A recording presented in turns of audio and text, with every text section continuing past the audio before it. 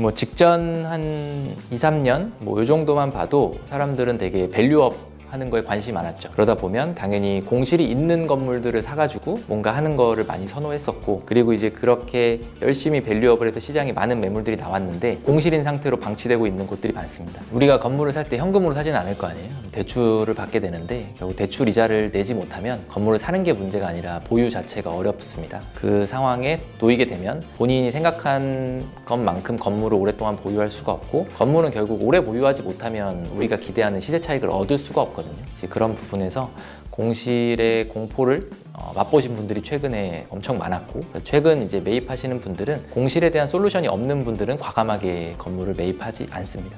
안녕하세요. 부동산 공실 해결사 부동찬입니다. 저희 유튜브 타이틀 보면 공실 해결사라고 되어 있잖아요. 근데 사람들이 항상 물어보는 게 공실 해결사는 뭘 하는 거냐? 혹은 이제 너는 돈은 어떻게 버는 거냐? 뭐 이런 부분들을 많이 물어보시거든요. 그래서 실제로 제가 이 공실이라는 걸 가지고 비즈니스를 해온 지도 거의 한 15년 이상 된 것 같아요. 그래서 처음에는 빈 공간 들어가서 제가 사업을 하던 것부터 시작을 해서 지금 이제 공실 해결을 하면서 뭐 매도인, 매수인 혹은 이 중개 영역에서 어떤 역량을 이렇게 발휘하고 있는데, 이제 그런 부분에서 이제 실제로 이제 이 영상을 보시는 이제 건물주분들 혹은 뭐 예비 건물주분들이 어떤 도움을 받을 수 있는지 이제 이번 영상에서 제가 말씀을 좀 드리려고 합니다.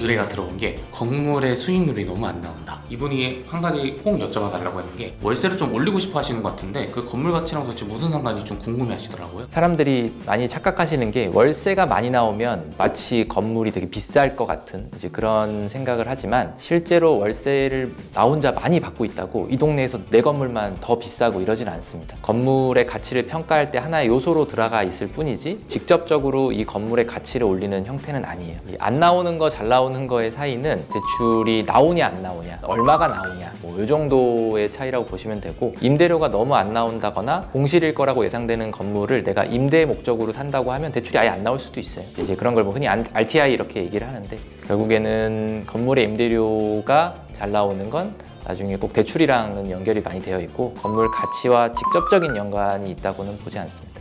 수익을 좀 잘 내기 위해서 그런 지점이 있을까요? 결국 임대료를 더 올리면 결국에는 이제 흔히 이제 50만 원 정도의 임대료를 올릴 수 있다 월에. 그러면 이제 건물의 어떤 뭐 가치나 가격이 이제 그래도 어느 정도 보장이 되는, 50만 원이 늘어나면 이제 1억 기준으로는 한 6% 정도 되거든요. 결국 임대인 입장에서는 월세를 계속 올릴수록 본인의 어떤 건물을 팔거나 혹은 보유할 때 이제 베네핏이 생기는 거죠.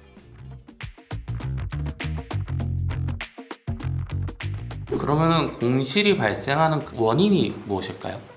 크게 뭐 두 가지로 나눠보면 외부적인 요인과 내부적인 요인이 있겠죠. 외부적인 걸로는 시대가 바뀌고 있고 어떤 건물엔 더 유리하게 바뀌는 경우도 있을 거고, 이제 코로나 같은 경우는 실질적으로 오프라인에서의 어떤 여러 가지 활동들이 거의 대부분 제약이 됐었죠. 결국 많은 자영업자분들, 임대인분들이 되게 힘들었었고, 그리고 나서 뭐 다시 회복된다는 느낌보단 온라인의 활동들, 그리고 개인화대형 활동들, 그런 형태가 많아졌고, 그 전부터 존재했던 건물들과 임차인들 같은 경우는 아무래도 경쟁력이 많이 떨어질 수밖에 없겠죠. 내부적인 요인은 결국 그 건물 자체의 어떤 컨디션, 기본적으로 사람들이 생각하는 가격 조건이 될 수도 있고, 임대 기간이라던가 부가적인 것들, 이런 것들이 영향을 끼친다고 생각을 합니다. 건물을 사시는 분께서 여쭤본 게 공실을 좀 많이 무서워하시더라고요. 건물을 살 때 공실이 많으면 무서운데 그 이유가 자세하게 좀 듣고 싶다. 뭐 직전 한 2, 3년 뭐 이 정도만 봐도 사람들은 되게 밸류업 하는 거에 관심이 많았죠. 그러다 보면 당연히 공실이 있는 건물들을 사가지고 뭔가 하는 거를 많이 선호했었고, 그리고 이제 그렇게 열심히 밸류업을 해서 시장에 많은 매물들이 나왔는데 공실인 상태로 방치되고 있는 곳들이 많습니다. 우리가 건물을 살 때 현금으로 사지는 않을 거 아니에요.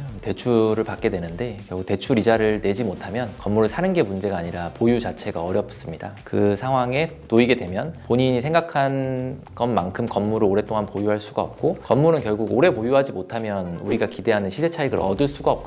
이제 그런 부분에서 공실의 공포를 맛보신 분들이 최근에 엄청 많았고, 최근 이제 매입하시는 분들은 공실에 대한 솔루션이 없는 분들은 과감하게 건물을 매입하지 않습니다. 공실이 좀 있으신 분이 여쭤보시는 것 같더라고요. 같은 건물인데 공실이 있냐 없냐에 따라서 가격이 차이가 나냐에 대해서 질문을 주셨어요. 가격의 차이라기보단 사냐 마냐에서 차이인 것 같아요. 결국 어떤 건물은 공실인데 뭐 10억이다. 이 건물은 공실이 아닌데 뭐 11억이다. 뭐 이렇게 봤을 때 이제 사람들은 조금 더 비싸다 해도 결국 공실에 대한 부분이 해결이 된 건물들을 아무래도 좀 선호하는 편이고, 당연한 건 이제 그 임차인이 좋은 조건으로 들어와 있다는 가정하에, 만약에 임대차가 들어와 있는데 조건이 좋지 않아, 임대료 낮아, 이런 임차인들이 들어와 있으면 오히려 임차인이 있는 게 더 안 좋을 수 있죠. 반면에 공실인 건물도 마찬가지로 결국 내가 샀는데 임차를 해결할 수 없어, 그러면 이 건물도 선택을 못 받죠. 결국엔 공실이냐 아니냐 보다는 결과적으로 내가 가져갈 때 어떤 임차인과 혹은 임차 조건으로 이 건물을 보유할 수 있냐, 뭐 이런 부분이 더 영향이 큰 것 같습니다.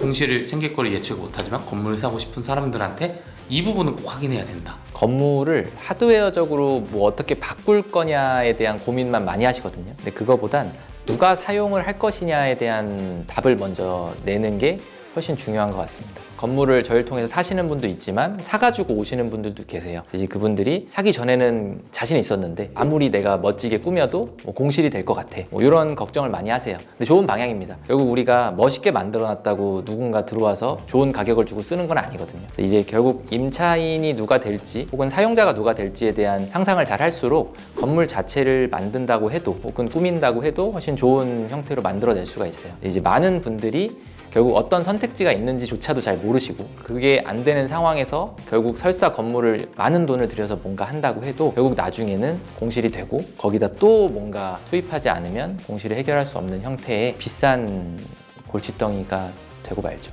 그럼 리반드는 또 매입도 해주잖아요. 안전한 매입 어떤 식으로 도와주는지 좀 궁금합니다. 매수인 입장에서는 결국엔 원하시는 조건들을 명확하게 얘기를 해주셔야겠죠. 내가 원하는 건 어떤 지역에 어떤 규모 정도의 매물을 내가 어느 정도의 금액을 주고 이제 살 의향이 있다, 이 정도만 명확히 해주시면 결국 공실에 대한 리스크가 없게 만든 건물들을 브리핑을 하면 대부분은 좋아하시죠. 오히려 요즘에는 공실인 건물 주면 내가 알아서 뭘 해볼게 라는 분들보단 공실 걱정 없는 매물을 소개해달라고 하시는 분들이 더 많으신 것 같습니다.